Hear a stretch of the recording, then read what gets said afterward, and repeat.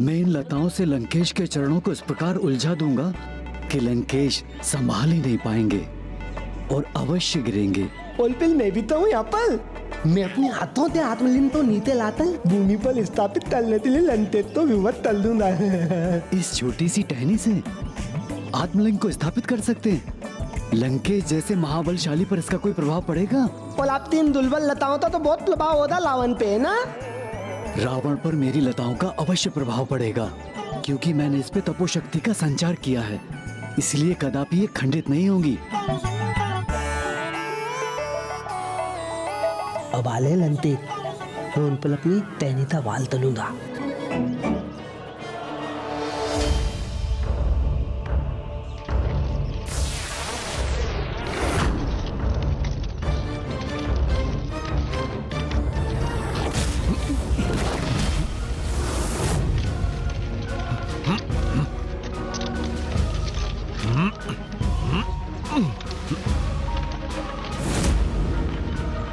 अब मेरी लताएं रावण को उलझा लेंगी।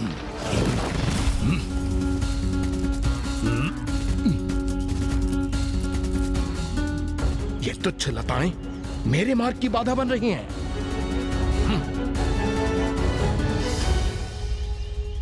अब मुझे तैयार लेना चाहिए। देते ही दिलेंदे मैं इन पर अपनी टहनी से वाल तलूंगा।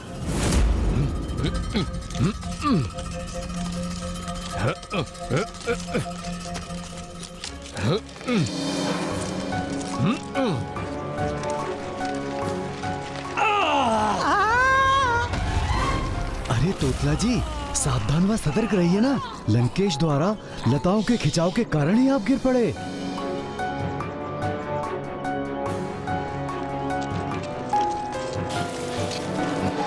इनसे तो मैं मुक्त होकर ही रहूंगा। इन लताओं में उलझकर भी गिरे नहीं लंकेश।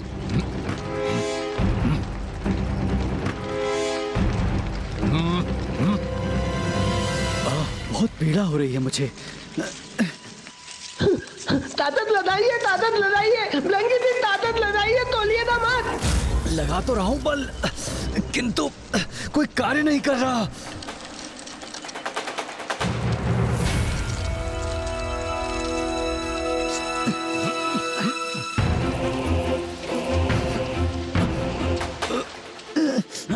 इन पल तो लताओं का तो प्रभाव ही नहीं हुआ, तो टहनी का वाल तलने का क्या लाभ।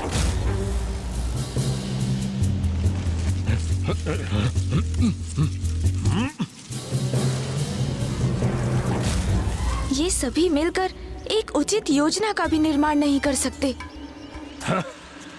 कैसी लताएं हैं ये जो मुझे उलझाकर रोकने का प्रयास कर रही हैं?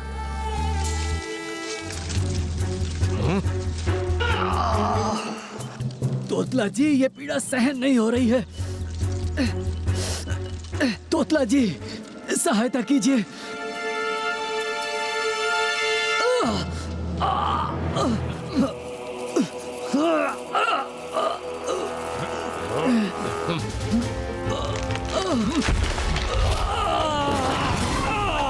चित्कार मत कीजिए तोतला जी, मत कीजिए चित्कार।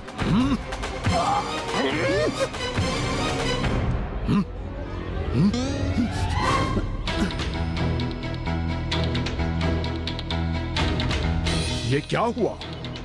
मुझे कुछ स्पष्ट दिखाई नहीं दिया।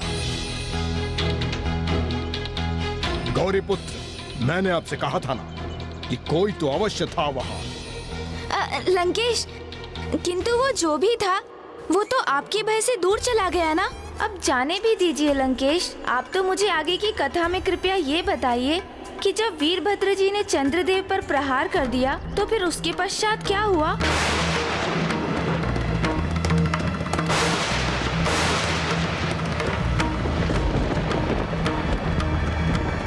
वीरभद्र जी के प्रहार से सृष्टि में संकट छा गया था, क्योंकि चंद्रदेव लुप्त जो हो गए थे।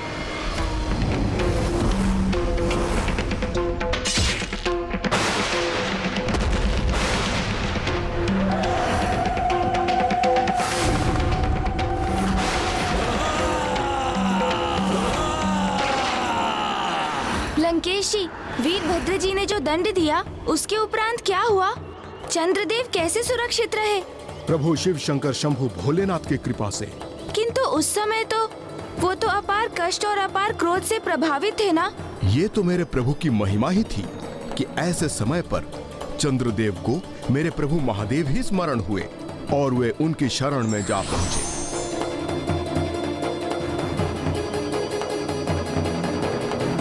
मुझ पर भी पुनः एक बार कृपा कीजिए महादेव। मैं भी आपसे क्षमा याचना करता हूँ। महादेव, मुझे दुख है, मैं देवता होकर भी शांत होकर ये सब कुछ देखता रहा। मैंने इस दुखद घटना को रोकने का तनिक भी प्रयास न किया महादेव, किंतु मुझे मेरी भूल स्वीकार है। मुझे क्षमा कर दीजिए महादेव, क्षमा कर दीजिए।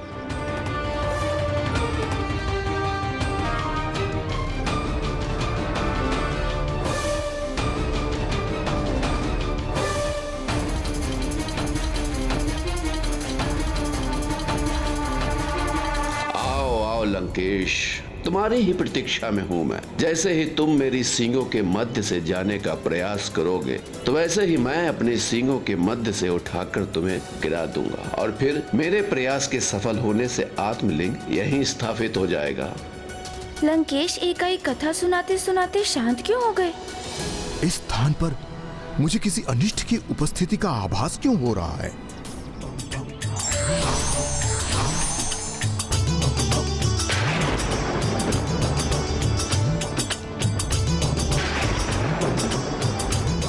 ये कैसे अशुभ संकेत मेरा पीछा कर रहे हैं?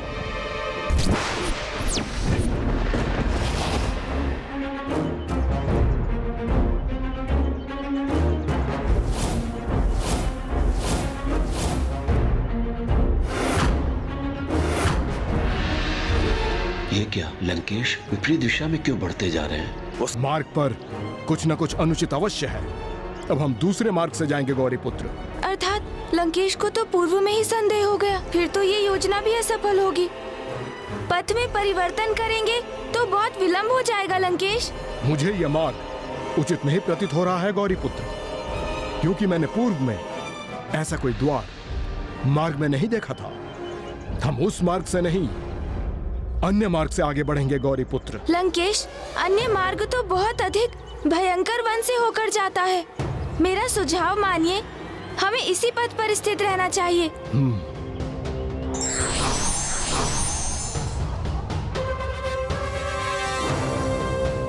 लंकेश तो हम सभी की योजनाओं को असफल कर आगे निकल गए। हमारी योजनाएं अभी असफल नहीं हुई हैं श्रृंगी जी। पिशाच राज अभी भी लंकेश के पीछे हैं।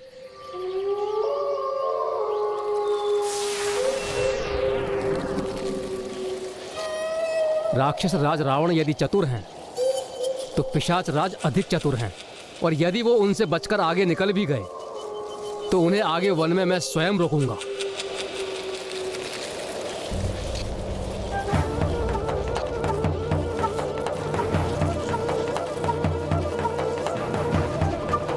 समस्त शिवगणों में ऐसा तो कोई है जिसने ऐसी योजना का निर्माण किया है जिसके सफल होने की कोई संभावना है।